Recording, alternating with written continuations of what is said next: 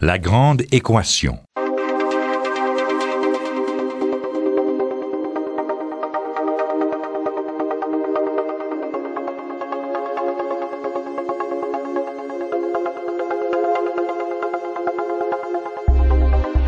Ici Normand Mousseau.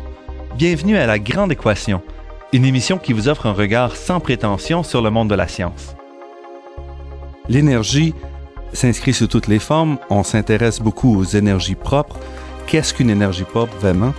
C'est ce dont on va parler aujourd'hui en se concentrant sur l'hydroélectricité.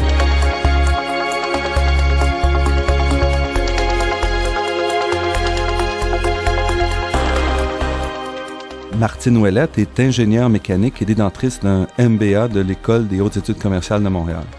Martine Ouellette a travaillé pendant près de 20 ans à Hydro-Québec, entre autres comme responsable de l'efficacité énergétique auprès des grandes entreprises et responsable des ventes dans le secteur des mines, de la métallurgie et de la fabrication. On connaît beaucoup plus Martine Ouellette pour son implication dans le monde environnemental.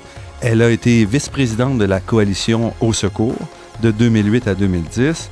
Elle a été aussi impliquée beaucoup dans la société en mettant à profit ses connaissances en développement durable, entre autres en participant à la préparation de la politique énergétique du Parti québécois. En 2010, elle décide de faire le saut en politique et est élue députée du comté de Vachon pour le Parti québécois, et on ne sera pas surpris d'apprendre qu'elle a été nommée porte-parole de l'opposition en matière environnementale et très récemment en matière de mines, gaz de schiste et gaz à effet de serre.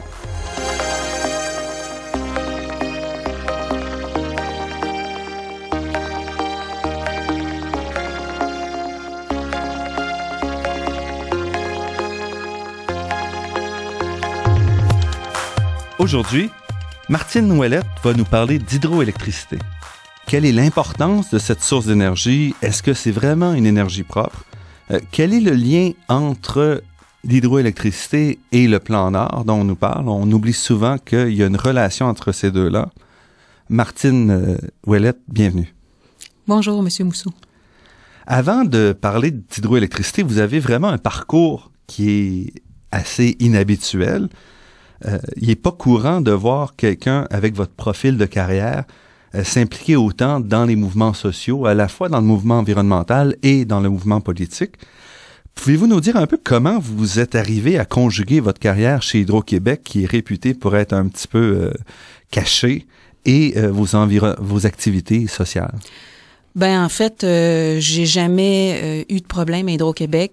J'ai été impliquée, moi, au Parti québécois avant même, pendant mes études, donc avant même d'être à l'emploi d'Hydro-Québec. Et au Parti québécois, quand je me suis impliquée, c'était en environnement. J'ai cofondé le comité d'environnement du Parti québécois. J'ai travaillé sur la politique. En fait, j'ai écrit la politique nationale de l'eau dans le programme du Parti québécois avant que ça devienne la politique nationale de l'eau. Et ensuite, je me suis retrouvée à être impliquée pendant 10 ans avec la coalition Au Secours. Et mes patrons étaient tout à fait au courant là de mes différentes activités, et il n'y avait pas de problème. À Hydro-Québec, là, les gens peuvent s'impliquer dans les différents mouvements sociaux, mais c'est sûr qu'à ce moment-là, quand je suis porte-parole pour Au Secours, je ne suis pas porte-parole pour Hydro-Québec, et il faut pas mêler les dossiers non plus, là, mais Au Secours, c'était vraiment la question de l'eau, la gestion de l'eau. Vous suivez vraiment la question environnementale depuis longtemps. Et comment est-ce que votre formation en génie mécanique se conjugue à cet intérêt du côté environnemental? Ben, en fait, on se rend compte qu'en environnement, quand on travaille les dossiers, c'est souvent très technique. Quand on regarde le dossier des gaz de schiste, on parle de fracturation hydraulique, on parle de forage, on parle de tests au niveau de l'eau. Quand on parle des mines, encore là, les impacts environnementaux, c'est suite aux procédés industriels. Donc, de connaître les procédés, ça permet d'avoir une meilleure évaluation de ce qu'on peut faire pour éviter les impacts environnementaux. Donc, moi, je trouvais que c'était une très belle combinaison. C'est sûr qu'au moment de mes études, à la fin des années 80, début des années 90, l'environnement, c'était pas encore très populaire, mais à cette époque-là, j'ai pris tous les cours d'environnement qui existaient dans le cursus de génie mécanique, et je pense que ça me sert très bien aujourd'hui là d'avoir une formation puis une vision un petit peu plus technique là des dossiers. Et vous avez passé une partie importante de votre carrière chez Hydro-Québec dans la question reliée à l'efficacité énergétique, aux questions environnementales. Oui, c'est ça. Hydro-Québec, j'ai fait près de 20 ans, dont une dizaine d'années en efficacité énergétique. Pour moi, puis ça a été vraiment 10 belles années. Hydro-Québec, c'est une entreprise où il y a une expertise incroyable dans l'entreprise, puis des gens aussi qui ont du cœur, puis qui veulent améliorer le Québec. Moi, j'ai trouvé ça extraordinaire. Et en efficacité énergétique, j'ai travaillé avec ce qu'on appelle les grandes entreprises. C'est les 5 mégawatts et plus, là, c'est les 300 plus grands clients du Québec, beaucoup dans l'industriel. On parle des alumineries, pâte et papier, les mines, les industries de fabrication, mais aussi les grands bâtiments.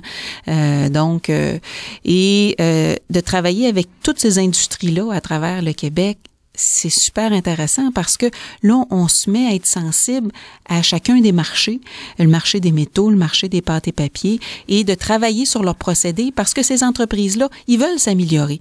Mais il faut leur donner un coup de pouce, c'est pas, ça tombe pas comme ça du ciel, il faut leur donner un coup de pouce tant au niveau technique que financier, puis je dirais beaucoup aussi au niveau de la reconnaissance.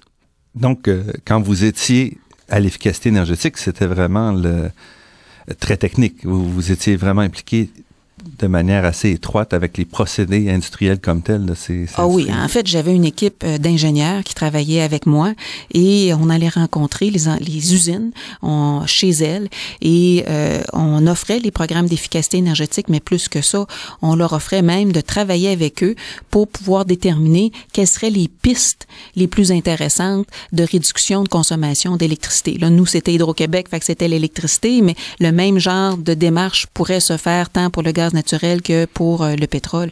Et quand les clients, donc les usines, nous soumettaient des projets, il fallait analyser chacun de ces projets-là. Et la clé dans tout ça, en efficacité énergétique, c'est le mesurage. Parce que nous, ce qui est important, c'est qu'il y en ait une réelle réduction. Donc, mesurage avant, mesurage après. Et nous, on recevait tous ces rapports-là, on faisait l'analyse des rapports pour s'assurer qu'effectivement les kilowattheures étaient économisés.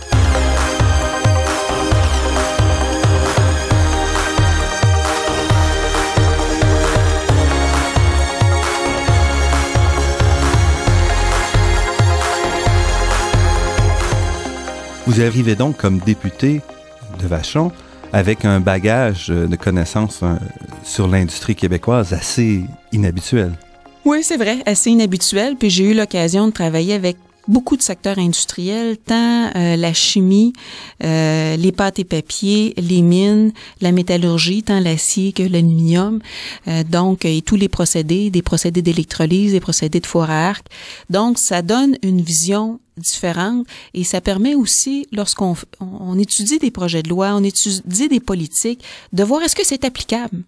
Parce que c'est bien beau d'avoir la volonté de faire des choses, mais il faut aussi l'appliquer et il faut l'appliquer en respect de l'industrie, mais il faut pas non plus que l'industrie nous conte des histoires. Hein? Il faut savoir quand est-ce qu'à un moment donné, une industrie, des fois, veut faire plus d'argent, va aller plus loin. C'est normal qu'elle s'essaie, mais il faut que le gouvernement réussisse à se tenir debout. Ça, c'est important. Et qu'est-ce qui vous a poussé à quitter votre poste quand même bien placé chez Hydro-Québec pour aller dans la politique active? Je vous dirais, j'y crois. J'y crois qu'en s'impliquant, on peut faire une différence. Je crois tout le monde a un pouvoir citoyen et qu'il faut l'exercer. Moi, j'ai travaillé beaucoup avec Au Secours où on faisait beaucoup de démarches citoyennes. Et là, la prochaine étape, c'était de dire, on demandait au gouvernement de faire beaucoup de modifications, de s'améliorer. La prochaine étape, c'était d'être au gouvernement pour réussir à les réaliser, ces modifications-là. Et moi, j'ai été au Parti québécois pendant près de 15 ans comme bénévole dans les différentes instances du parti. Et c'est sûr que le Parti québécois rejoint mes valeurs. Des valeurs de partage de la richesse, des valeurs d'épanouissement du peuple québécois. Donc, ces valeurs-là me rejoignaient. Et là, il y a eu un concours de circonstances aussi, hein, ça prend ça aussi, où dans le comté de Vachon, c'était Camille Bouchard qui était député et il a décidé de quitter la vie politique. Et là, à ce moment-là, tant Camille Bouchard que Madame Marois, la chef du Parti québécois, m'ont demandé de me présenter et l'opportunité était trop belle et je me suis dit je vais faire quelques années essayer d'apporter mes connaissances, mon expérience là au service de la population parce que je crois qu'on peut s'améliorer, que le Québec est prêt. je vous dirais avec tout ce qui se passe, c'est sûr qu'actuellement, c'est un discours qui est peut-être un peu différent de ce qu'on entend. Il y a beaucoup de cynisme en politique. Mais justement, moi, je pense que où on est rendu, avec tout ce qui se passe en environnement, avec le réchauffement climatique au niveau de la planète, avec ce qui est en train de se passer, la dilapidation de nos ressources naturelles au niveau du Québec,